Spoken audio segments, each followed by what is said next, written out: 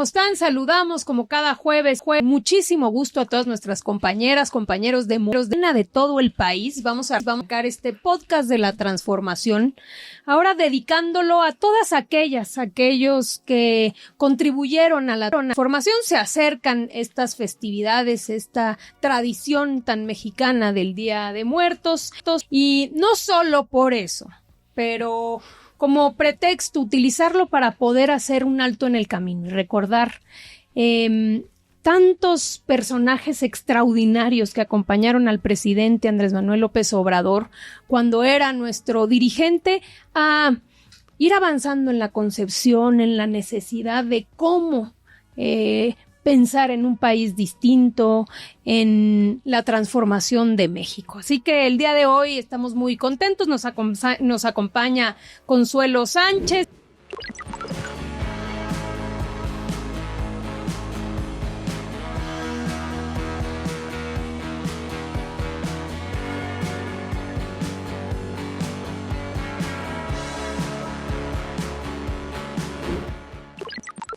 ¿Cómo estás, querida Consuelo? Bienvenida a La Moreniza. Muchas gracias. Un honor estar aquí en La Moreniza contigo. No, encantados. Nos acompaña nuevamente Héctor Díaz Polanco.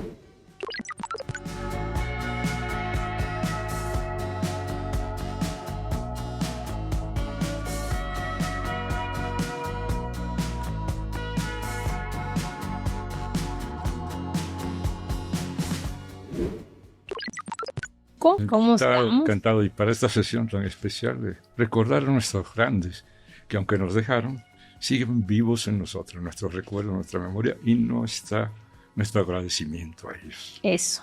Y Armando Bartra también nos acompaña el día de hoy.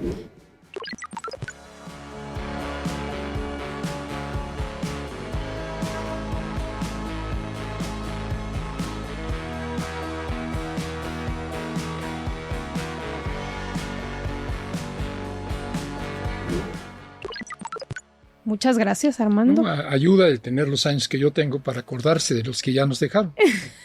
Bueno, precisamente. Eran mis contemporáneos, casi 12 ellos. Precisamente por eso nos encanta que estén aquí, porque sabemos que ustedes también, como fundadores de este movimiento, pues les tocó, y a muchos nos tocó convivir con estos grandes. Vamos a iniciar proyectando este video. Adelante. No podría yo iniciar mi texto sin antes recordar y ofrecer este acto a los que fueron precursores y se nos adelantaron y van a seguir estando con nosotros siempre, porque son como esas personas, mujeres, hombres, que cierran los ojos pero se quedan velando y deben de estar muy felices. Y les dedicamos a ellos este acto porque comenzamos a luchar muy temprano, es decir, desde hace muchos años. Y gente que inició ya no nos ha podido acompañar. Que así como ustedes me quieren a mí, les quiero yo a ustedes. Y un poquito más todavía.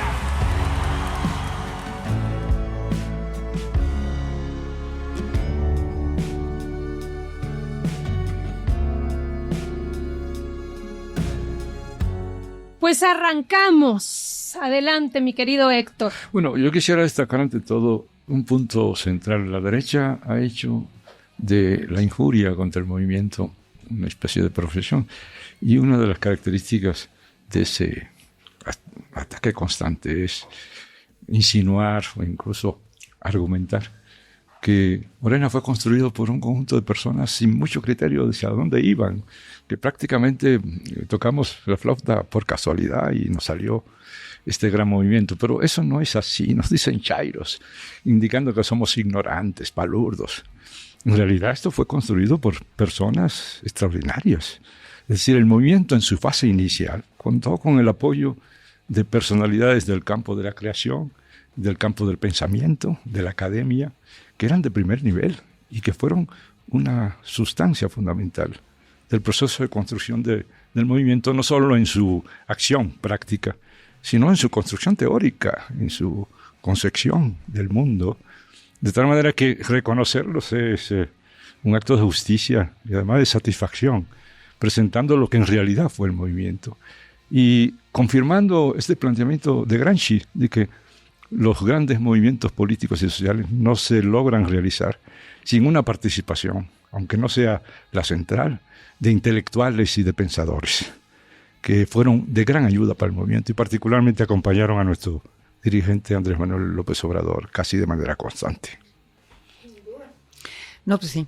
Todos ellos, de hecho, estuvieron acompañando el movimiento casi desde su inicio, casi todos, desde el desafuero, el fraude de 2006 y el de 2012 hasta ahora. Bueno, hasta que vivieron y nos acompañaron, pero gentes de primera que aportaron incluso a toda esta idea de la transformación, de los contenidos incluso de la propia proyecto de transformación, la democracia. Todos ellos eran personas que consideraban que no existía democracia en el país. Ahora la derecha nos habla que aquí que no hay democracia, cuando en realidad es cuando estamos iniciando realmente en nuestro país la construcción de la democracia. Y en todos los textos y los trabajos de los grandes personajes que se señalaron y que vamos a hablar de ellos, la cuestión del autoritarismo, de la lucha contra el autoritarismo en todo su sentido, la falta de libertades que existían en nuestro país, de todo tipo, de expresión, de manifestación, de pensamiento, de la imposibilidad también además de las libertades de las minorías, digamos, y también de las libertades de las mujeres, de la diversidad sexual, de los indígenas, es decir, todos ellos eran personajes que estaban por las libertades contra el autoritarismo y por la construcción de una sociedad y de un país realmente democrático, libre, ¿no? Y amoroso, ¿no? Y apreciable de toda su riqueza y su diversidad. De modo que estos de la derecha que nos digan que no hay democracia, no, donde no había democracia era durante el régimen del PRI. Todos ellos vienen en una lucha contra el partido de Estado, desde el PRI, que realmente era el autoritarismo en toda su expresión. Y luego con el PAN menos tuvimos democracia. Entonces, es cuando estamos realmente en este país iniciando un proceso de construcción de democracia, que nos falta mucho porque el presidente López Obrador insistía en que teníamos que avanzar hacia una democracia más participativa, donde la gente tuviera más poder de decisión, ¿no? Entonces yo creo que vamos en ese proceso, es decir, de construir la democracia en el sentido que decía el propio presidente, es la democracia entendida como el poder del pueblo, ¿no? Y el gobierno del pueblo, para el pueblo y con el pueblo, y no un gobierno para la élite, que fue lo que hemos vivido durante tantas décadas. De modo que sí, estamos contentos con recordar a nuestros grandes personajes del movimiento. Querido Armando. Faltaron muchos, faltaron muchísimos. Faltaron la mayor parte. Porque tenemos aquí a los que tienen rostro, a los que tienen nombre, a los que pudimos conocer, a los que en muchos casos fueron nuestros amigos, a los que recordamos porque con ellos convivimos durante mucho tiempo. Pero hay otros, no digo millones, no lo sé, pero sí decenas, cientos de miles que también murieron ya y que ahí estaban, ¿no? Del 1.200.000 que estaba en la gran marcha, en la primera gran marcha contra el desafuero, ¿cuántos ya se nos fueron y cuántos su presencia ahí hizo posible que el obradorismo fuera lo que fue después?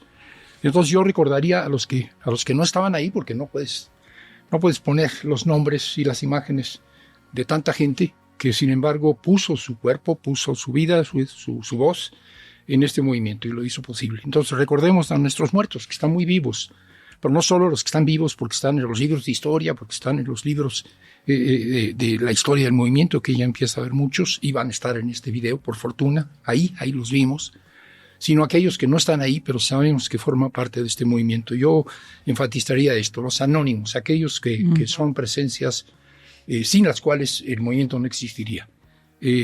No aspiran al reconocimiento público, pero sin embargo son protagónicos. Y eso es una parte de los que nos falta.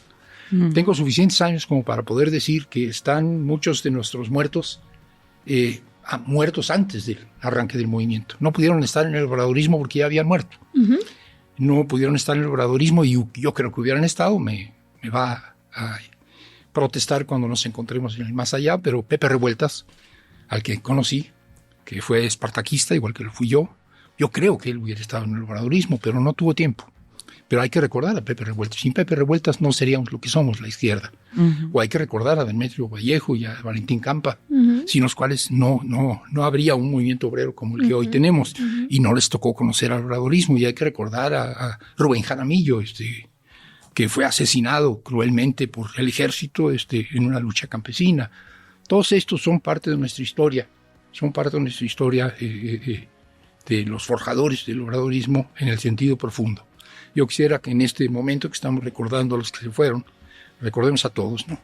No es posible ponerles nombre y rostro a cada uno de ellos, pero recordemos a todos. Y además recordemos sobre todo que nuestros muertos están vivos, muy vivos, porque sin ellos no estaríamos aquí. Exacto. O sea, realmente el sentido que le dan a nuestro movimiento, ¿no? El contenido que le dieron para pues poder echar a andar un movimiento con esta fuerza. Y son diferentes momentos, como bien dice Armando, hay algunos que ya no les tocó, digamos, el inicio de el obradorismo o aquella época donde ya se empieza a vislumbrar que viene un movimiento cercano con el liderazgo del presidente López Obrador. Hay otros que sí viven esa época, pero que no les toca el triunfo, ¿no? O sea, que les toca toda la lucha para poder lograr finalmente ganar la presidencia, pero mueren antes del 18.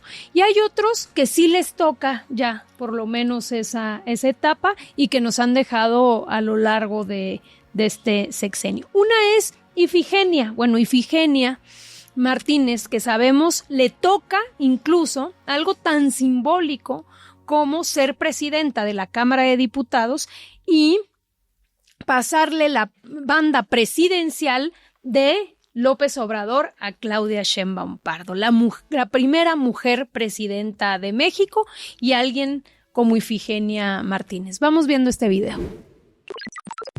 Tómala.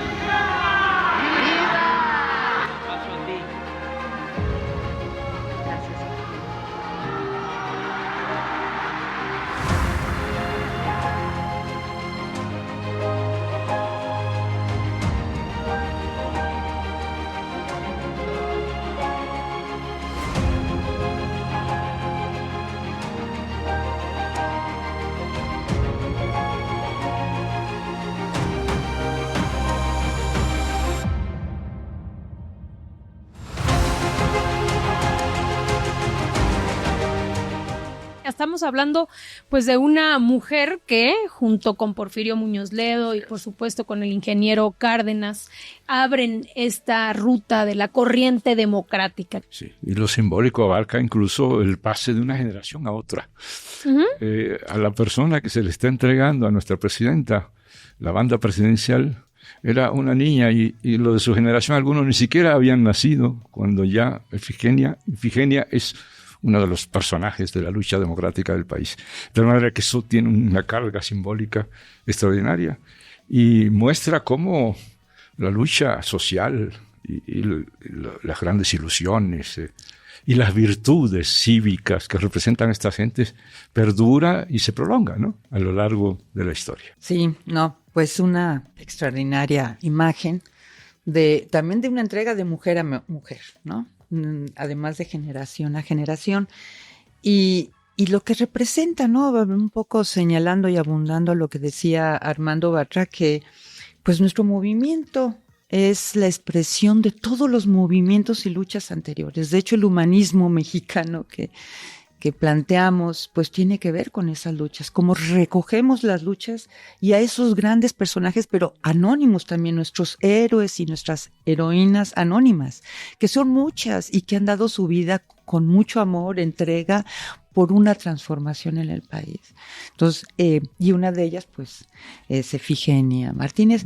Estuvimos juntas en la Constituyente, ella fue... Ah, claro, ella le tocó ser, cuando, a ver, un poco para entrar en contexto, cuando es todo este proceso de pasar de DF a Ciudad de México y hay un proceso constituyente para crear una constitución, ¿no? Te tocó ser compañera de ella. De ella, de Ifigenia. Ajá, de mi madre también, que de fue. Tu madre, claro, estábamos ahí en la batalla por la construcción de una ciudad como se merecía. Y construimos una constituyente de vanguardia, la verdad. Y también hay que pensar que, a ver, cuando Ifigenia acompaña y lidera junto con Porfirio y con Cuauhtémoc la corriente democrática, casi no había mujeres en la política. A ver, era en realidad una de muy pocas que existían y una mujer de izquierda, ¿no? Siempre como... Sí. Muy clara. Y hablando de mujeres de izquierda, y fueron mencionadas, yo quisiera, una vez más en la heterodoxia, hay que considerar, cuando gobierna la Cuarta Transformación, cuando gobernó Andrés Manuel y ahora gobierna Claudia, gobierna para todos. Yo diría que también hay que pensar que nosotros, que de algún modo representamos, encabezamos el movimiento genérico de los ciudadanos y las ciudadanas de la Cuarta Transformación, representamos a todas las fuerzas de la izquierda que de una forma o de otra han colaborado. Entonces yo quisiera ser incluyente. Tenemos ahí a doña Rosario, la recuerdo muy bien porque me tocó estar con ella en algunas batallas importantes. Eran batallas en defensa del zapatismo, del ZLN. Eran batallas en defensa de lo que era un proyecto de país en ese momento, encabezado por un levantamiento indígena que rompía la cerrazón, el túnel terrible del neoliberalismo, en el que algunos pensábamos que no había salida, ¿no? que no había futuro. Y de pronto descubrimos que había futuro, había una luz al final del túnel y nos sumamos, creo yo que todos los que estaban ahí, de una o de otra forma.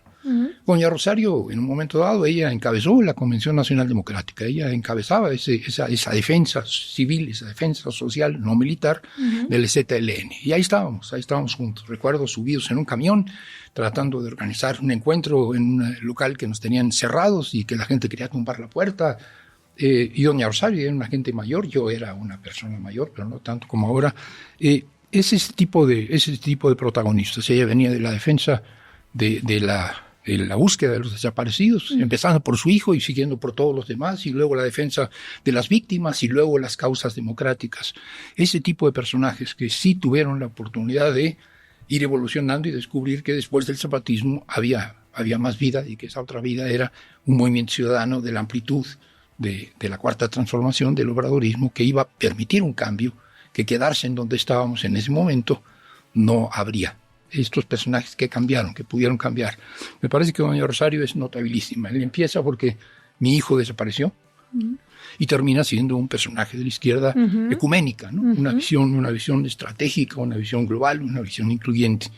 Y efectivamente uno de sus momentos más brillantes es cuando a ella la designan, porque no se lo busca, le toca ser cabeza de la convención, que era la expresión del zapatismo en la época del zapatismo vinculado al cardenismo. Entonces, ese tipo de trayectorias son las que yo reconozco, ¿no? La gente que fue del PRD en su buena época y los que murieron después de la fundación del PRD, asesinados, son decenas de compañeros y compañeras quienes creyeron en el comunismo y fueron militantes del Partido Comunista y luego no les gustó el PSUM, y mucho menos la fusión con el cardenismo, pero que defendieron en las épocas más difíciles y desde la clandestinidad, ¿no? Entonces, mi perspectiva es, pensemos cada uno de nosotros en nuestra trayectoria corta o larga, quienes han sido compañeros, compañeras, compañeros de camino, y fueron o no, les tocó o no ser de la Cuarta, porque no llegaron a tiempo, porque no la entendieron nunca, pero hicieron su aporte, y esos aportes son importantes. Cada quien tiene su lista de memorables fundadores de lo que es hoy el nuevo México que estamos construyendo. Ahora que hablas de Rosario, vamos a ver este video. A mí ningún funcionario me vio llorar, ninguno. Yo tengo mucha pena, mucha tristeza, todavía la tengo. Pero nunca yo me propuse no llorar frente a un funcionario. Yo iba a exigir justicia y no a pedir ni conmiseración ni lástima. Los trotskistas, que eran muy jóvenes y que siempre habían andado con nosotros, se les ocurrió que yo debería de ser candidata a la presidencia para que se conociera el problema de los desaparecidos a fondo, porque yo tendría que hablar de ello en mi campaña. Y entonces me dijeron, pero no lo pensé nada, que si eres candidata a la presidencia a la primera, pues es historia, ¿cómo que no? No esperaba yo el triunfo porque pues nosotros no sabemos hacer fraudes, así es, entonces, bueno, pues no esperaba, no me conocía, no era de partido, no había tenido campañas previas. 39 veces hablé con Echeverría, donde quiera que andaba me le aparecía. Es un hecho ilegal que un civil esté en un campo militar, pero es doblemente ilegal, triplemente ilegal, infinitesimalmente ilegal que esté en un sótano secuestrado en una cárcel clandestina. Tenemos la culpa todos los apáticos de este país que no han luchado contra ese crimen de lesa humanidad que es la desaparición forzada.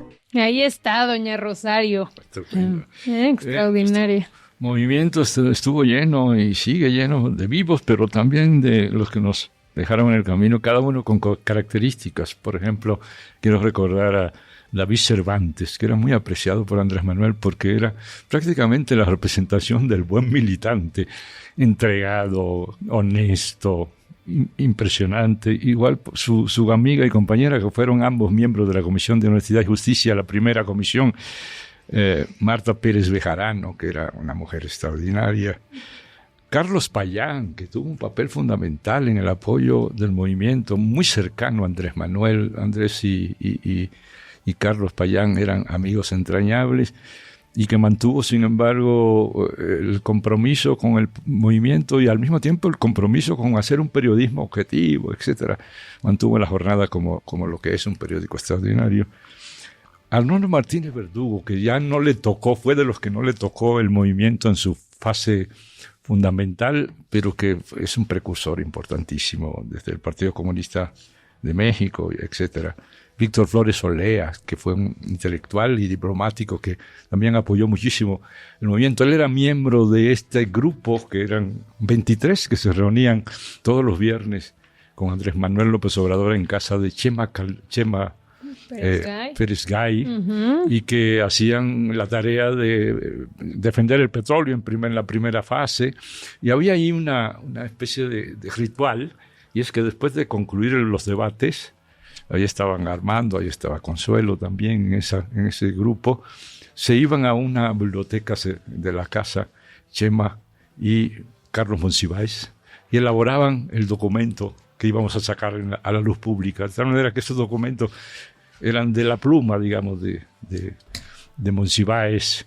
Y finalmente Arnaldo Córdoba, que hay que recordarlo porque era una de las grandes cumbres del pensamiento político, el análisis político en este país, que escribió obras fundamentales para la historia política del siglo XX en México y que fue un miembro permanente y activísimo en los momentos claves de nuestro movimiento. Son personajes de primer nivel que han hecho aportaciones extraordinarias a México como proceso, como proyecto histórico. Sin duda. Yo, por ejemplo, de Marta Pérez, me acuerdo muy bien, chihuahuense, originaria fue la del DIF, cuando el licenciado Andrés Manuel era jefe de gobierno. Le toca impulsar toda la política de adultos mayores, porque obviamente aquí recordar que quien inicia con lo que hoy ya es un derecho constitucional, que es la pensión a adultos mayores, pues surge en la Ciudad de México con Andrés Manuel. Entonces le toca toda esa implementación, obviamente fundadora de Morena, y cuando es el gobierno legítimo, ella es nombrada como secretaria de Desarrollo Social, era trabajadora social de profesión y una extraordinaria compañera que entregó buena parte de su vida a este movimiento, ¿no? Lo mismo, por ejemplo, estaba pensando en César Núñez. César Núñez en Guerrero, también un compañero de izquierda, de lucha, que fundó y creó nuestro movimiento en esa tierra. Sí, eran todos modelos además de convicción y de ética política, eran incorruptibles. Todo esto que queremos preservar porque son personajes que contienen una gran enseñanza para las nuevas generaciones, ¿no? Sacrificándose algunos de ellos. Yo recuerdo el caso de Cervantes, que era increíble. Se levantaba todos los días en la mañana a las 5 de la mañana para ir al mercado a comprar para un restaurante en que trabajaba en las mañanas de mesero. Y en la tarde, a eso del mediodía, se convertía en militante de Morena y participaba en la Comisión de Honestidad y hacía trabajos de construcción organizativa, una especie de modelo para las nuevas generaciones. Un hombre muy cabal, muy querido, lo recuerdo mucho. Lecciones, porque voy a seguir siendo heterodoxo, políticamente incorrecto, pero hay en estas personas, en las que tienen rostro y una trayectoria más o menos conocida, lecciones para nosotros, ¿no? Estamos hablando de militantes que combinan una vida privada difícil, una vida personal complicada y una militancia muy comprometida, otros que tienen un protagonismo intelectual que les permitiría flotar por encima de los problemas de coyuntura que sin embargo se involucran. Estaría pensando en Monsiváis, Pitol. Recuerdo muy bien a un discurso que leyó Carlos. Sergio no podía ya en ese momento, le traicionaban las palabras, tenía un problema ya de habla. Lo leyó Carlos, era mutuo, en una de las convocatorias grandes de Andrés Manuel, en una de las asambleas informativas, y era una adhesión al movimiento de dos de los intelectuales más importantes en ese momento. Uh-huh. Pero yo quisiera recordar otra cosa. Tenemos entre los que están ahí mencionados, los que están vivos también, podríamos mencionarlos hoy, a muchos de ellos que no vienen del Partido Comunista, muchos de ellos que no vienen de la militancia en la izquierda, muchos de ellos que no vienen de no sé, la vinculación con el EZ o de los movimientos sociales, sino del PRI. Uh-huh. Sí. Por ejemplo, doña Efigenia. Sí. Por ejemplo, Muñoz Ledo. Uh-huh. Por ejemplo, Cuauhtémoc, que por fortuna sigue alentando y sigue combatiendo. Y evidentemente Andrés Manuel, por mencionar algunos. Uh-huh. Y son trayectorias igualmente plausibles. Uh-huh. Son enseñanzas. Uh-huh. Para mí me parece que son enseñanzas. De un PRI muy distinto al PRI actual. No es el actual, pero son gente que viene de ese partido de Estado, de ese partido que nos mantuvo durante muchos años sumergidos en la ignominia, en la antidemocracia, en el abandono de los principios nacionalistas y revolucionarios por muchos años, por muchas décadas, y que en un momento dado algunas personas consideraron que su dignidad política estaba más allá de la militancia en el PRI y que había que romper con el PRI. Ese fue un acto heroico. El momento en que la gente de la corriente democrática, la gente nacionalista revolucionaria, los cardenistas, incluyendo al propio Cuauhtémoc, uh-huh. pero hablemos de los que estaban en la lista porque ya murieron, doña Efigenia o Muñoz Ledo, decidieron que ya basta y que había que jugársela de otra manera. Esa apuesta, es salirse del partidazo, del partido hegemónico, del partido triunfador, del heredero de la revolución y lanzarse a la aventura, es algo que hay que reconocer. Sí, es una valentía que no tenemos aquellos que fuimos de izquierda siempre, que bueno, estábamos en oposición siempre. Ellos tuvieron el poder y decidieron que había que romper con el poder para estar otra vez con el pueblo, para construir una cosa diferente, junto con los que ya estábamos ahí desde antes, junto con la izquierda de siempre. Entonces, lo digo por una razón, porque es una lección. No excluyamos en automático a aquellos que tienen una trayectoria que no es la nuestra. Claro. Eventualmente aquellos que tienen una trayectoria que no es la nuestra pueden en un momento de crisis y de convicción cambiar de ruta. Si es así y si son honestos, tenemos que tenderles la mano. Y ese sería el caso. Quienes éramos comunistas, radicales y habíamos sido opositores desde que empezamos a alentar políticamente, descubrimos que la corriente democrática de la gente del PRI era una coyuntura favorable y que eran hermanos, eran compañeros de lucha. Uh-huh. Y lo fueron, sin duda lo fueron. Esa es una lección actual, porque tenemos un problema con esto. Algunos ciertamente no son más que oportunistas porque ahora gobernamos y entonces vienen acá porque gobernamos. En ese momento no. En ese momento se iban con la izquierda para hacer oposición. Era más complicado.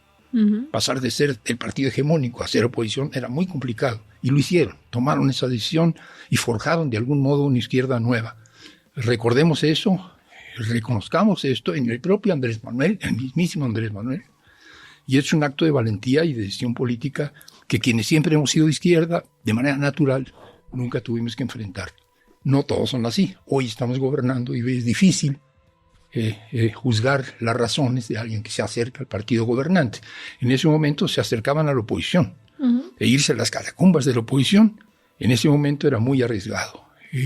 Recordemos entonces la trayectoria de los que no vienen del zapatismo, del comunismo o del movimiento social, sino que venían del PRI, del partido hegemónico, y decidieron que estar con el pueblo, estar con la Revolución Mexicana, era salirse del PRI. Uh-huh.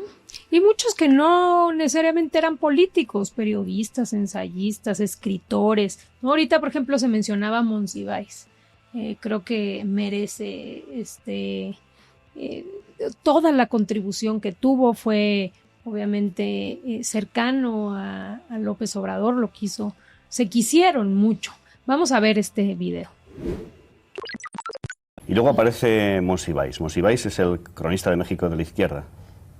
Pero no sé, ojalá, pero hay muchos otros. ¿Hay muchos otros? ¿Tú aceptarías esa definición o no? Bueno, sí, yo creo. Bueno, desde luego mi voto siempre es para la izquierda y creo que la izquierda tiene un lugar importantísimo en la vida mexicana, tanto como tradición como perspectiva y programa. Desdichadamente la izquierda actual no es la mejor concebible. La derecha sí, es la mejor concebible, es estúpida, arrogante, atrasada y represiva. Entonces es la mejor derecha concebible porque reúne todos los requisitos del modelo. Él siempre se dedicó a escribir los discursos que los políticos leían en actos públicos. No, Carlos Monsiváis, que lo conocí desde los tiempos en que él estaba todavía en la Facultad de Filosofía, era un poquito mayor que yo, no mucho más, pero en esa época 5 años, 4 años eran un siglo, ¿no? Él era ya Carlos Monsiváis. Y lo recuerdo desde entonces. Teníamos que elaborar un manifiesto de estudiantes del grupo cultural de la Facultad de Filosofía por alguna arbitrariedad de la dirección, y le escribía a Carlos. Carlos siempre estaba en las discusiones, ahí con su cuadernito, escribiendo el discurso. Y debo decir que algunos de Andrés Manuel también fueron, cuando menos en parte, de la mano. Andrés Manuel en duda escribía su propia oratoria, pero ayudó en algunos casos. Yo recuerdo a Monsiváis diciendo en esta frase: es mía. Quiero decir, es el hombre que le puso palabras al discurso de la izquierda, a una parte de la izquierda durante muchos años. Y no era protagónico, él era tímido y no aparecía públicamente si podía evitarlo. Y sin embargo, la voz de Carlos Monsiváis está mucho más de lo que parece en documentos del movimiento, manifiestos del movimiento, discursos del movimiento. Carlos Monsiváis y Pitol, pero Pitol era menos militante. Eran muy amigos, pero era menos militante. Yo diría, y no apareció aquí, pero yo creo que hubiera estado con nosotros si hubiera habido más, José Emilio Pacheco. Estoy hablando de 3 intelectuales destacados: Sergio, Carlos y José Emilio, y los 3 comprometidos políticamente sin dejar de ser lo que eran escritores, ensayistas. Y luego también mencionábamos aquí a Chema Pérez Gay, ¿no? A ver, vamos a ver también este pequeño corte. Por 2 razones me parece posible afirmar que si la literatura no sigue asumiendo esa función en el presente como lo hizo en el pasado, volviendo a comprometerse, tratando de abrir los ojos de la gente a través de la imaginación y la palabra sobre la realidad en torno, será más difícil contener la erupción de guerras, matanzas, genocidios, enfrentamientos étnicos, luchas religiosas, desplazamientos de refugiados y acciones terroristas que amenaza con proliferar, haciendo trizas las ilusiones de un mundo pacífico, conviviendo en democracia, que la caída del muro de Berlín como un símbolo hace 10 años hizo concebir. La literatura, en eso estoy de acuerdo con Federico, no es un examen de conciencia política. La literatura, sobre todo la novela, es el conocimiento y empieza donde la política toca sus verdaderos límites, donde la diplomacia y el glamour del mundo terminan, donde los nacionalismos combatientes pierden todo derecho. Así es. Ahí está Chema Pérez Gay, que por cierto, siempre con su mujer también extraordinaria, ponían y prestaban ahí la casa en Coyoacán para llevar a cabo las reuniones, ¿se acuerdan? Exactamente. Sí. Hay que hacer justicia a él y también a Lilia Hrabak. Y ahí estaba en las reuniones, no solo prestaba su casa, cuando sus limitaciones físicas eran extremas. O sea, la capacidad de abnegación no es únicamente del dirigente social, del dirigente campesino, etcétera, sino de un hombre cuya vida es la intelectualidad, que escribe, que es un ensayista, que es un autor, y que se compromete hasta el último suspiro, si quieres ponerte cursi, como en el caso de él, ¿no? Era por un lado doloroso verlo muy limitado, y por otro lado muy admirable, ¿no? Y era un intelectual enormemente sofisticado, era un experto en los grandes pensadores alemanes, porque él estuvo muy vinculado a ese campo, un conocedor de Walter Benjamin y de los grandes pensadores de aquella época. Con él podíamos tener conversaciones sobre ese tema que no podías conversar con casi más nadie en nuestro movimiento, pero él era una persona enormemente humilde. Era testigo de los debates que de repente teníamos en esas reuniones en casa de Chema Calderón y de Lilia.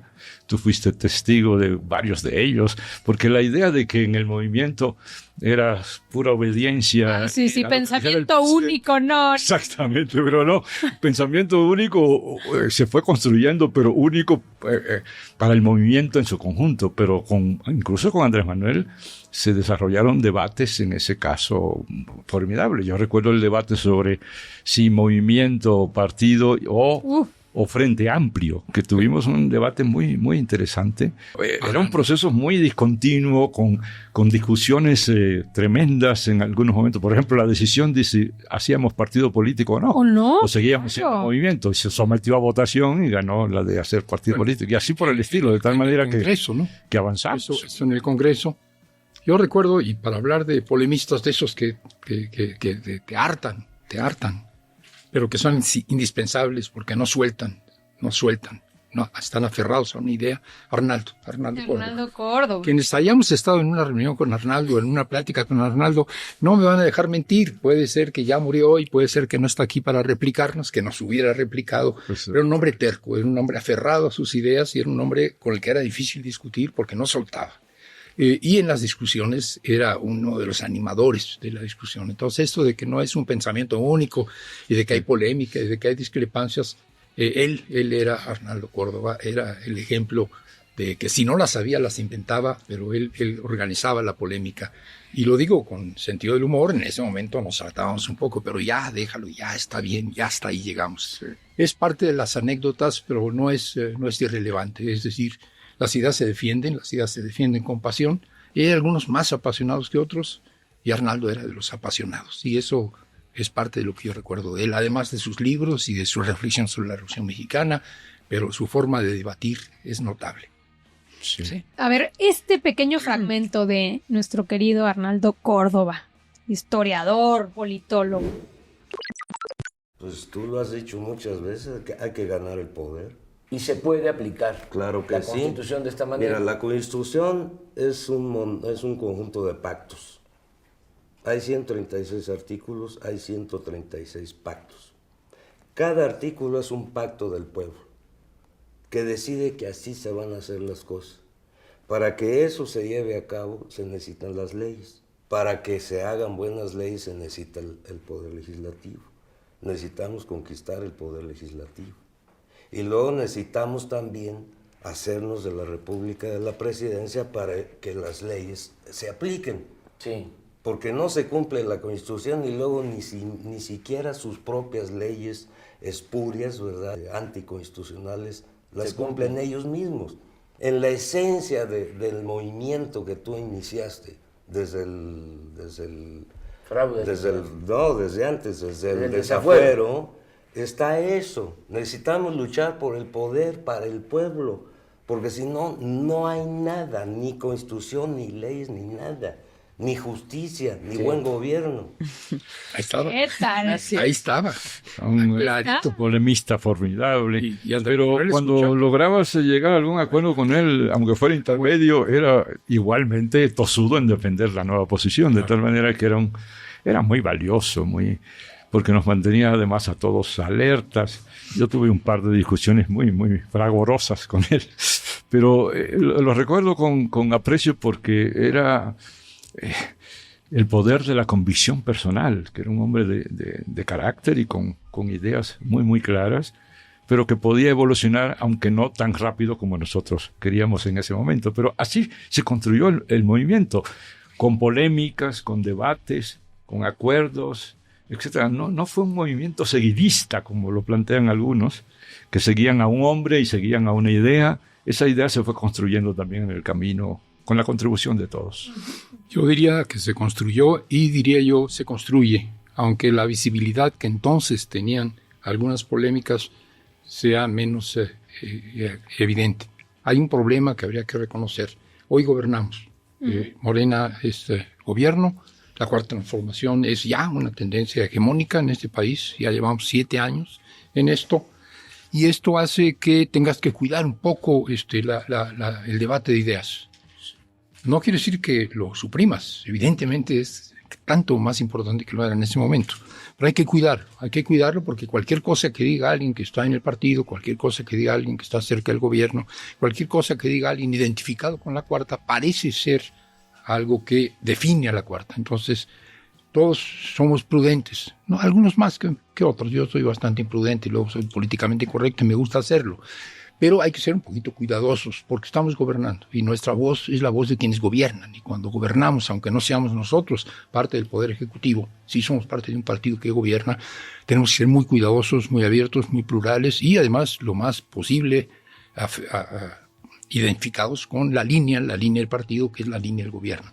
Esto es muy bueno porque gobernamos y nos implica responsabilidad, no somos francotiradores que salen a decir lo que se les ocurre y que si un periodista se les acerca no paran. Nosotros tenemos que ser prudentes, sin embargo es un riesgo. Creo que podemos aprender de todos ellos a los que yo conocí, y ya casi todos los conocí, de su capacidad de pensar por cuenta propia y de decir lo que pensaban, aun si en un momento dado se apartaba de la ortodoxia del momento. Hay que volver a esta posibilidad, entendiendo que hoy tenemos una responsabilidad, que nuestras ideas no son personales, sino que son ideas que representan un movimiento, hay que ser cuidadosos con ello, pero no hay que perder la terquedad de Arnaldo Córdoba, no hay que perder la beligerancia, porque si no, este movimiento va a traicionar a los que nos dieron la capacidad crítica. Pero yo creo que también debemos de discutir eso, es decir, sí, estamos felices porque finalmente logramos llegar a la presidencia y lo que eso significa en términos de ir transformando otros poderes del Estado y otras cosas que tenemos que seguir avanzando. Pero yo creo que también deberíamos de discutir en Morena, porque eso fue interesante, este proceso previo al triunfo en la construcción de Morena, etcétera, con el propio presidente que logró aglutinar a esta diversidad de pensamiento y de personajes con una trayectoria, un legado cultural incluso para el país, porque todos estaban vinculados con el periodismo, la creación, la cultura, o sea, unos grandes personajes. Sin embargo, el presidente AMLO logra articularlos, atraerlos. Era un imán. AMLO era un imán. Todos ellos los llamaba, vamos a discutir tales temas, y llegaban todos. Y era una discusión súper interesante. Como se ha dicho, es decir, él planteaba los temas, el presidente, tenemos este asunto, ¿ustedes cómo lo ven? Todo el mundo discutía, planteaba, y después el presidente, yo pienso esto, ¿cómo lo ven? Uh-huh. Entonces era un intercambio de ideas de una riqueza importantísima. No es de que López Obrador, ¿no? La idea también de la derecha que impone. No. Era súper, en ese sentido, muy abierto al diálogo, a la discusión y a la reflexión sobre los temas claves.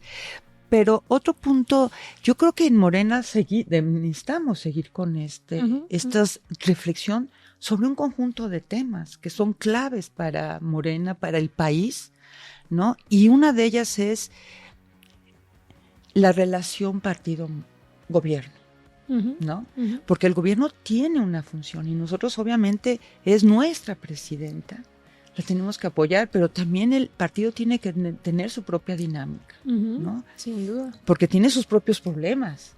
Uh-huh. Entonces, tiene que llevar, y nos urge, creo, y creo que es algo que se va a hacer, ¿no? De un debate, una discusión sobre distintas problemáticas. Uh-huh. Reconociendo que es nuestra presidenta, que la que tenemos que apoyar, porque necesitamos apoyarla en todo, está haciendo una tarea extraordinaria, nuestra presidenta, pero también el partido tiene que llevar su propia dinámica, ¿no? Y tenemos que sobre eso mismo y para las lecciones, esa idea de que Andrés Manuel no solo permitía, sino que propiciaba la diversidad de ideas, y que no necesariamente tenía la última palabra, en algunas cosas sí. Por ejemplo, somos partido movimiento. Morena, además, se llama Morena, ahora se llama Morena, pero bueno, en algún momento se llamó Movimiento Regeneración Nacional y no Partido Regeneración Nacional, porque éramos movimiento. Pero eso no lo decidió Andrés Manuel, eso lo decidió el primer congreso, ¿no? Así es. Y lo decidió con una discusión fuerte. Yo me acuerdo que los que estamos aquí, por alguna razón, estamos aquí, no lo sé, pero coincidíamos en que queríamos que fuera partido, sí, claro, y movimiento. Algunos pensaban que debía seguir siendo movimiento porque ser partido era volverse como el PRD, esa discusión. Y otros pensaban que ser partido y con eso bastaba porque lo que necesitábamos era ganar las elecciones. Fue una polémica, fue una discusión y fue una votación en Congreso y la ganamos. Sí. Y no la ganó Andrés Manuel. Quiero decir, no es que él la perdió, es que no fue la última palabra, no fue, bueno, ahora yo digo y vamos a hacer partido movimiento. No fue así. Fue el resultado de un debate, fue el resultado de una mayoría consensada y aceptada por Andrés Manuel. Ese respeto de una discusión de un tema tan estratégico me parece un acto de valentía política, porque él podía tener su postura, pero él sabía que si imponía su postura íbamos a tener un problema de aquellos que se sentían defraudados, etcétera. Esto creo que necesitamos mantenerlo, no repetirlo, mantenerlo como hoy se nos impone. Tú dices, hoy hay que definir lo que no teníamos en ese momento que definir, que es la relación del partido con el Estado. Pero en ese momento teníamos que definir la relación del partido con la sociedad. Sí. Hoy, otra vez, seguimos teniendo el problema de definir la relación del partido con la sociedad de un partido que gobierna, que no es lo mismo de un partido de oposición. Tú lo has planteado, la directiva, el partido hoy lo ha planteado una y otra vez. Es una discusión que ya hemos iniciado, el partido está organizando sus comités, el partido está nombrando a los presidentes, secretarios de los comités, está dándole formación política a los comités, y esos comités son la expresión más vinculada a la sociedad del partido, y ahora una nueva discusión, como la del 12, pero ahora en el 26 quizás, o 25 al final, tendría que ser bien, otra vez. ¿Qué significa ser partido movimiento cuando gobiernas y tienes 10 millones de militantes? No, y creo que, en su momento el espacio que se creó un poco para que esto no se desdibujara de tantas figuras que pues no necesariamente estaban dentro de Morena, pero que sí eran pensadores que contribuían a nuestro movimiento, se creó el Consejo Consultivo, ¿no? Entonces tuvo esta primera etapa, el Consejo Consultivo, que es un espacio también de discusión, de rumbo, pues de discusión más profunda sobre hacia dónde tenemos que ir, cómo tomar decisiones de largo plazo. Y ahora, precisamente, y aprovechando que estamos tocando ese tema, vamos por decisión del Consejo Nacional a retomar el Consejo Consultivo. Se va nuevamente a reinstalar el próximo viernes 7 de noviembre, quiere decir de este viernes en 8. Y creo que va a ser importantísimo. Porque coincido con Consuelo, hay varias cosas que seguimos, que tenemos que seguir discutiendo, ¿no? En una nueva realidad, hoy que no solo se gobierna a nivel federal, con obviamente la presidenta, sino en la mayoría de las entidades federativas, tenemos pues más de 800 presidentes municipales, bueno sí, pero y Morena, en ese entendido de que por supuesto acompaña, defiende la transformación, en su lógica como partido movimiento, cómo avanza y cómo tiene su propia dinámica, ¿no? Sí, y cómo también contribuye a la reflexión, y al desarrollo de políticas y de rumbo. Sí, y definir qué se va a hacer con lo que se consigue en cada etapa. Por ejemplo, estamos formando los comités seccionales. Va muy bien, por cierto, valga el comercial político. Estamos avanzando muy bien. De cada 10 que nos toca cada uno, yo llevo 6. Yo también ya llevo exitosas. 6. O sea, no me ha fallado ninguna, quiero decir. Y en general, el porcentaje de asambleas que no resultan bien, que se malogran, es menos del 10%, mucho menos. De tal manera que va muy bien el proceso. Pero luego hay que tomar una gran decisión. ¿Qué sigue con esta estructura organizativa, con estos comités? ¿Qué vamos a hacer con ellos? Claro. ¿Vamos a permitir que se conviertan solamente en una estructura electorera? No creo que nos convenga. Claro. Si no es así, ¿qué tenemos que hacer para que eso no ocurra? Sí. De tal manera que un partido como el nuestro tiene como desideratum, como condena eterna, el de renovarse y constantemente andar en búsqueda de lo que nos permite. Y escuchar Porque yo también estuve escuchar a los pensadores que tienen visiones estratégicas y nacionales. Claro. Pero escuchar a los intelectuales orgánicos de pueblo, a los del barrio, a los de colonia. Sí. Yo también he estado en algunas reuniones ahora de los nuevos comités o de las directivas de los nuevos comités, presidentes, secretarios y algunos invitados. En el caso de la alcaldía en la que yo vivo, que es la de Tlalpan. En la Casa Tlalpan tuvimos una reunión hace poco. Y ese era el tema, que sigue. Y uno no va a decirles qué es lo que uno piensa que sigue, uno tiene sus ideas, sino vas a escucharlos. Y lo que te encuentras es que hay voces autorizadas. Hay gente que tiene liderazgos locales, hay gente que tienen años de ser militantes en Morena y tienen algo que decir, hay gente que son militantes sindicales y que están participando en Morena. Quiero decir, los que vimos ahora y tienen la foto y la imagen y el video y se pueden reproducir, son los intelectuales, diríamos, de nivel nacional. Pero luego ahí están sus dirigentes, sus intelectuales locales. Claro. Hay que escucharlos a ellos, la gente los escucha, tienen autoridad. Y son miles, son muchas voces. ¿Y qué es lo que están discutiendo? Lo que dice Héctor. ¿Qué sigue?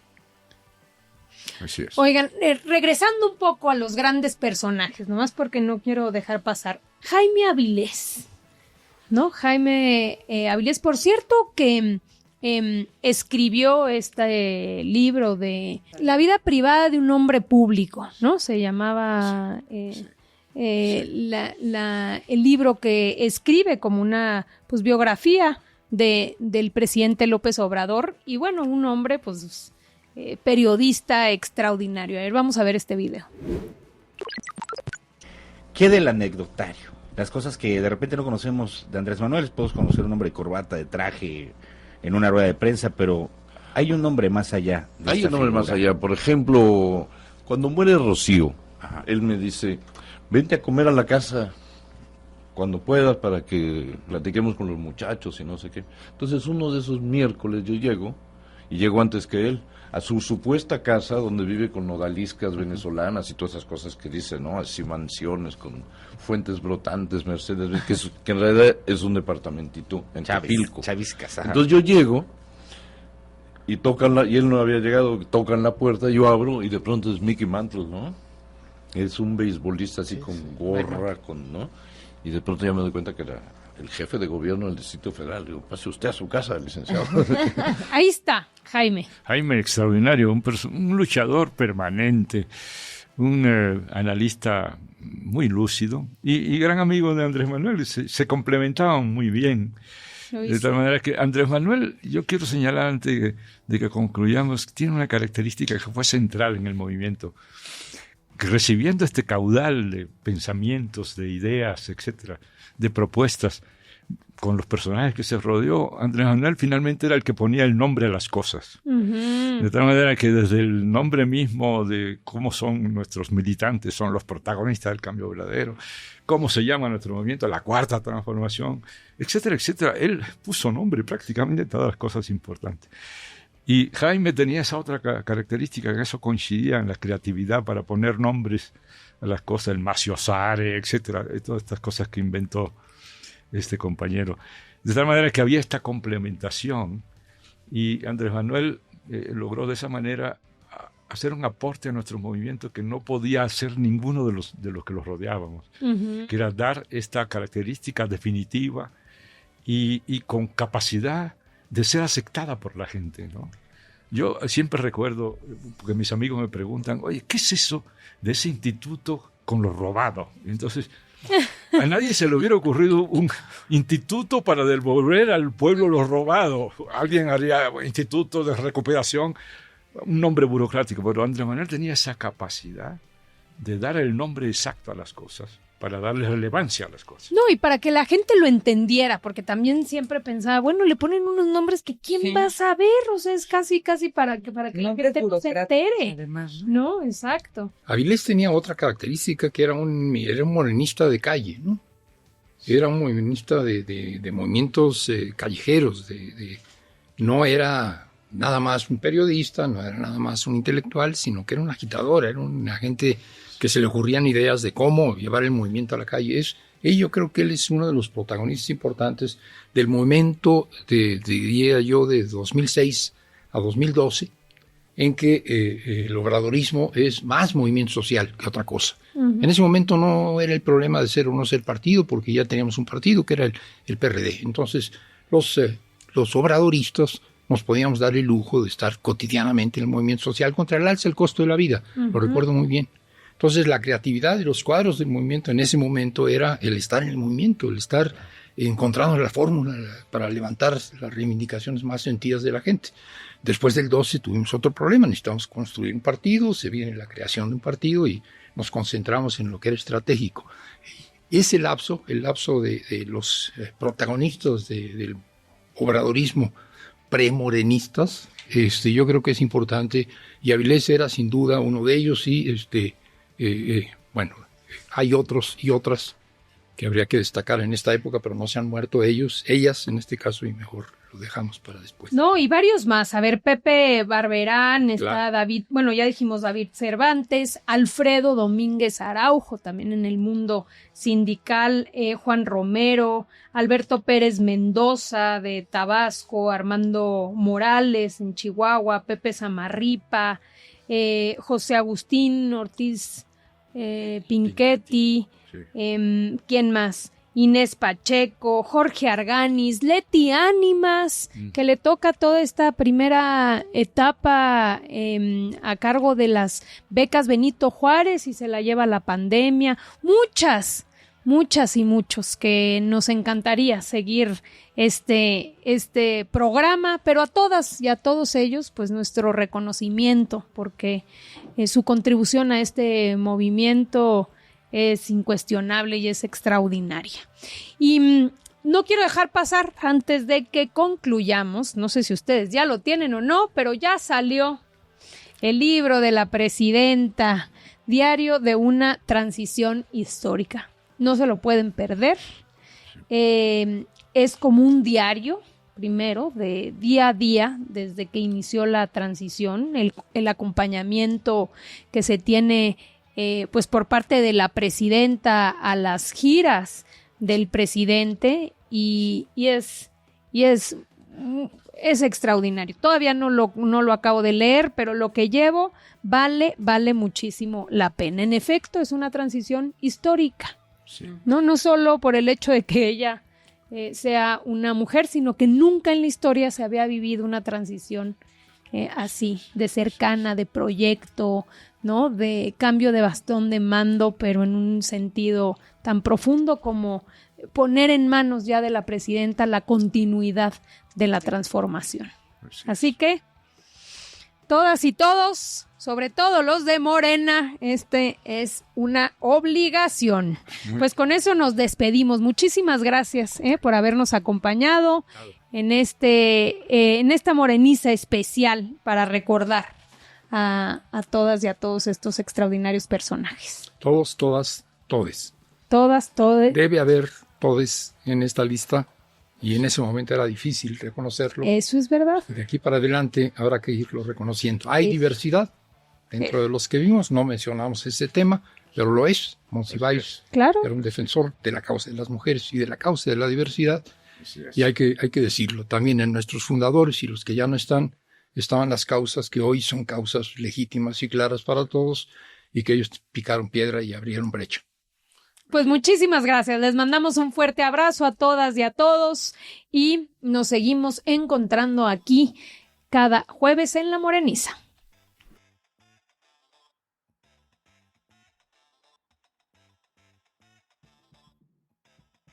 Morena, Morena, Morena, la esperanza de México.